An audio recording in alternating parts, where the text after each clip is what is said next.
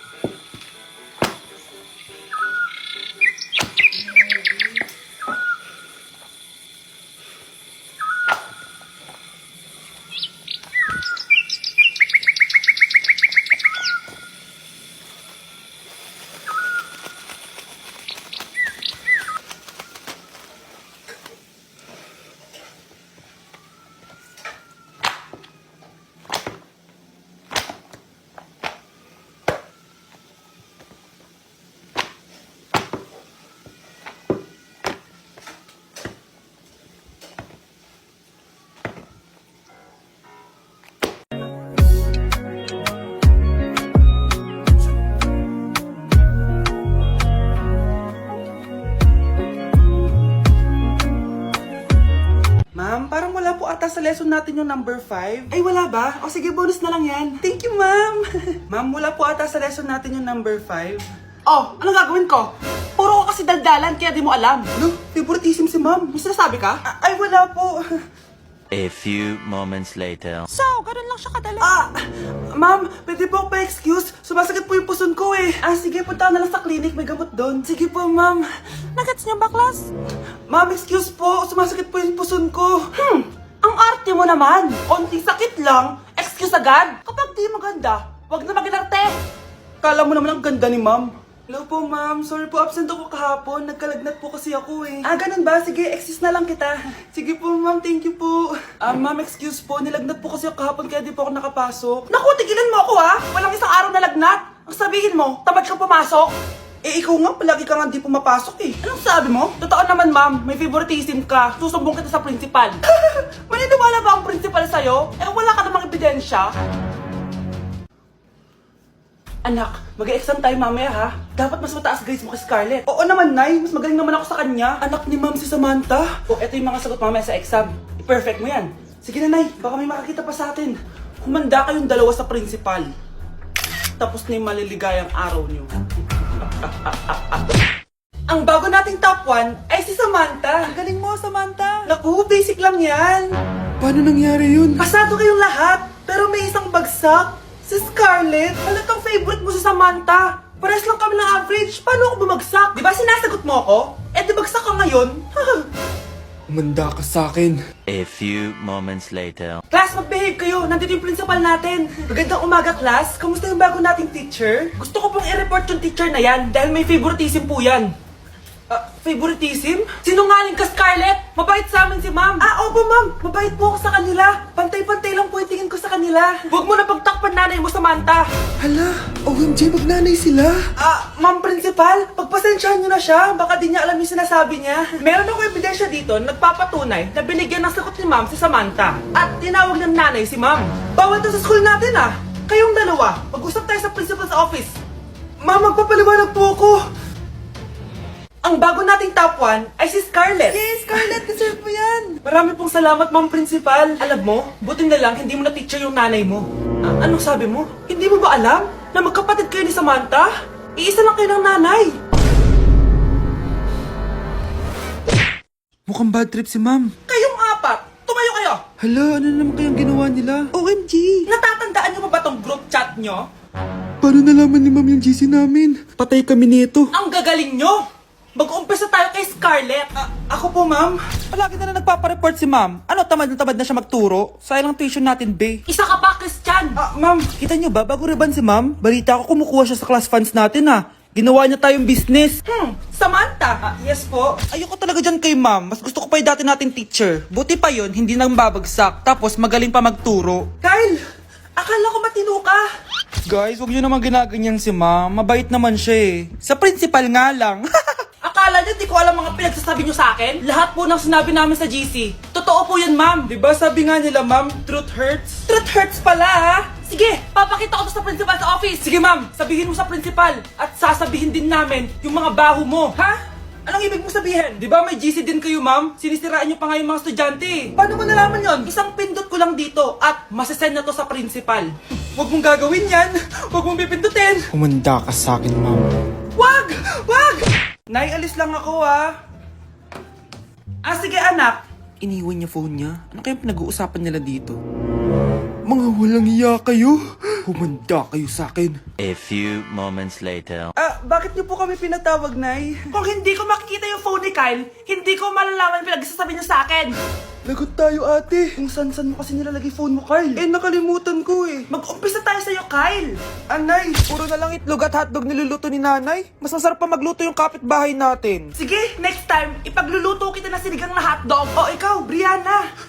Alam niyo bang nagalit sa akin si nanay kasi dati with high honors ako, diba? Tapos ngayon with honors na lang. Siya nga bagsak nung high school Oo, bagsak ako. Pero top 1 ako ng kinder. Kevin? Wala akong sinasabi Grabe talaga si nanay. Umaga pa lang galit na siya. Tapos utos pa siya ng utos. Bawal ba magpahinga sa bahay na to? Grabe. Wow, wala ka palang sinasabi At ikaw, Scarlett? Yes, Nay. Mga be, alam niyo bang galit na galit sa akin si nanay dahil daw nag-boyfriend ako na maaga? Siya nga maaga nabuntis Di naman ako naggalit sa kanya. May problema ka ba sa maagang nabuntis? Wala akong problema, Nay. Idol nga kita Ha? Anong idol? Buntis din ako. For our last question, ano ang full name ko?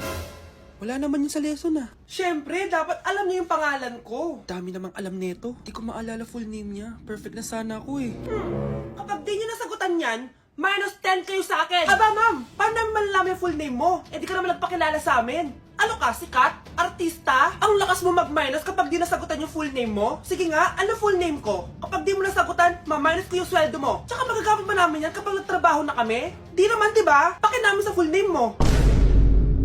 Nay, ang taas ng grades ko Congrats. Kain tayo sa labas, Nay. Sabi niyo pag mataas grades ko, kakain tayo. Wala akong time, anak.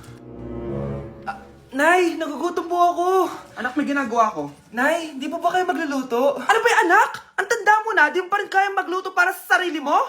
Kita mo ang dami kong ginagawa dito? Storbo to. Sige po, Nay. Ako na lang po magluluto. Mari! Oh, Mari, ba't parang takot ka? Ang dami na kasi nawawalang bata sa barangay natin. Yung kapitbahay natin, 4 na araw na nawawala yung anak niya. Baka naman nag-away lang sila tapos lumayas yung anak niya. Basta ikaw, Scarlett, palagi kang mag-iingat ha. Ah, sige po, tita. Masyado ko nagpapaniwala sa fake news, Mari. Nay, tignan niyo po yung drawing ko. Ah, ang ganda, anak. Di mo pa naman nakita eh. Nay, punta po kayo sa school bukas. Kakanta po ako sa stage. Oo, sige anak. Pupunta ako pag may free time ako. Talaga, Nay? Yay! Uy, Mare, kakanta anak mo ngayon. Hindi ka pa pupunta?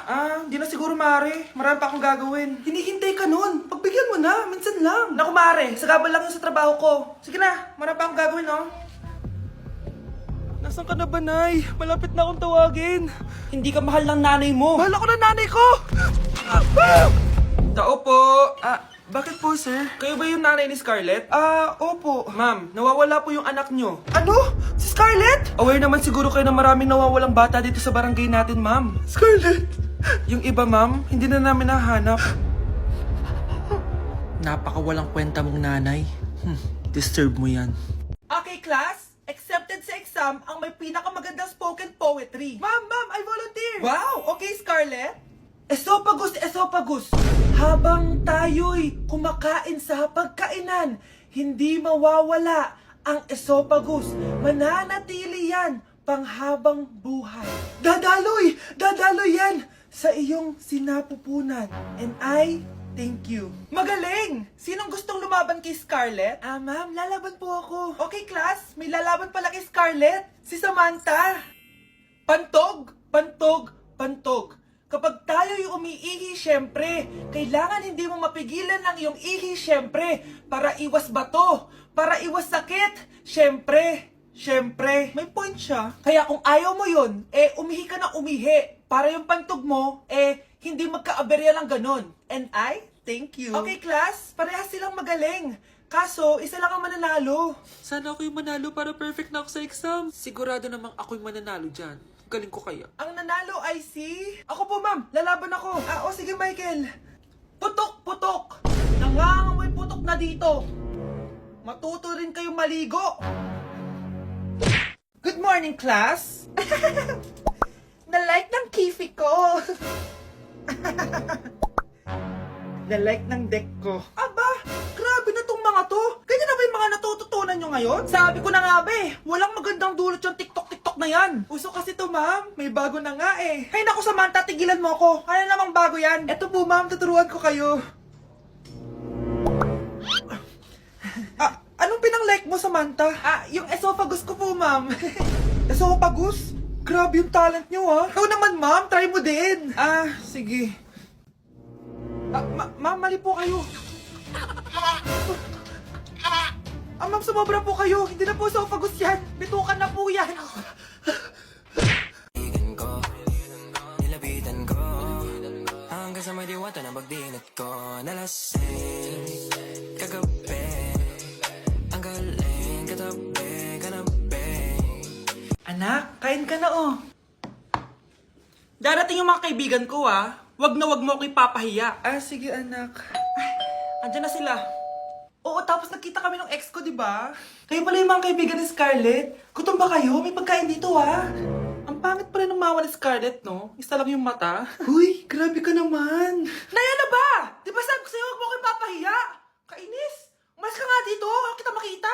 Sorry, anak. Tara na nga, labas na nga lang tayo. May panira dito, Tara. Anak, sandali. Anak, Scarlett. Graduation mo pala bukas? O tapos? Si nanay ba yung aakit sa stage? Ay, hindi! Si tita na lang isasama ko. Papahiya mo lang ako Buti pa si tita, kompleto yung mata. O sige, proud ako sa'yo anak ha. Kainis, bakit kasi isa lang yung mata mo? Balang araw anak, malalaman mo rin kung bakit. Diyan ka na nga, marami pa akong gagawin. Ano bang ginagawa natin sa hospital, tita? Sumama ka na lang, Scarlett. May kailangan ka malaman. Scarlett? Ikaw yung anak ni Susan, right? Oo, Doc. Ako nga si Scarlett. Ba't kilala mo ko? Oh yes, I remember. Ikaw yung batang na-aksidente dati, yung nabulag yung kaliwang mata. Buti na lang dinonate ng nanay mo yung kaliwang mata niya para sa'yo. Kaya